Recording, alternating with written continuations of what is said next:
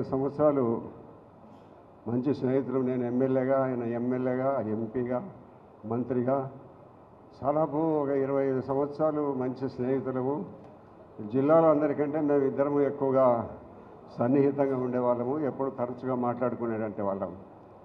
అటువంటి మంచి మిత్రుడు కోల్పోయినందుకు ఆ జరిగిన సందర్భంగా చాలా దుఃఖపడడం జరిగింది, చాలా బాధపడడం కూడా జరిగింది. వివేకానంద అనే వ్యక్తి ఎంత మంచివాడో మీకందరికీ నేను చెప్పాల్సినంత అవసరం లేదు. చాలా సౌమ్యుడు, మితవాది. ఎవరినైనా కానీ ఒక కానిస్టేబుల్ని కూడా సార్ అని పిలుస్తాడు.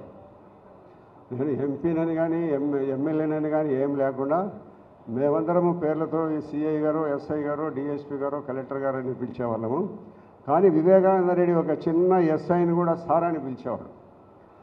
మేము అప్పుడప్పుడు చెప్పేవాళ్ళం, మనం కొంచెం వాళ్ళకంటే మన గవర్నమెంట్లో వాళ్ళు పనిచేస్తున్నారు కాబట్టి పేర్లతో పిలుచు, ఎస్ఐ అని పిలుచు, సిఐ అని పిలిచిన లేదని అనేవాడు.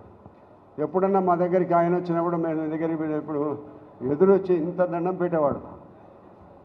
అంత సౌమ్యుడు, అంత మంచివాడు. మరి దురదృష్టము ఆయనకు చాలా కాలం ఇంకా మనతో కలిసిమెలిసి ప్రయాణం చేసే పరిస్థితి లేకుండా దేవుడు ఒక డెడ్ లైన్ పెట్టినాడు. ఆ డెడ్ లైన్ ప్రకారం ఆయన చనిపోవడం జరిగింది. భవిష్యత్తులో ఆయన నేను చాలా అభివృద్ధి కార్యక్రమాలు చేసినాం. ప్రొద్దుటూరులో రాజశేఖర రెడ్డి గారు ఉండబడినప్పుడు ఎక్కడ జిల్లాలో ఎక్కడ ఏమి పంచాయతీలు ఉండబడిన, పార్టీలో కలహాలు ఉండబడినప్పటికీ మమ్మల్ని ఇద్దరిని షేక్ హుస్సేన్ గారిని పంపించి నేను, వివేకానంద రెడ్డి, షేక్ హుస్సేన్ గారు వీళ్ళందరం పోయి ఆ నియోజకవర్గాల్లో పనులన్నీ కూడా వాళ్ళ మధ్యన సయోధ్య కుదిర్చేవాళ్ళం. అంత మంచి మిత్రుడు. మరి మనందరికీ ఈరోజు ఆయన లేకుండా పోవడం అనేది, మనం ఉన్నాం, ఆయన లేకుండా పోవడము. ఆయన స్వర్గంలో ఉండి కూడా చూస్తూ ఉంటాడు. చాలా మంచి వ్యక్తి. ఎవరికి ఏ చిన్న అపకారం కూడా చేయని ఒక మంచి వ్యక్తి చనిపోయిన సందర్భంగా 5వ వర్ధంతి మనం జరుపుకుంటున్నాము.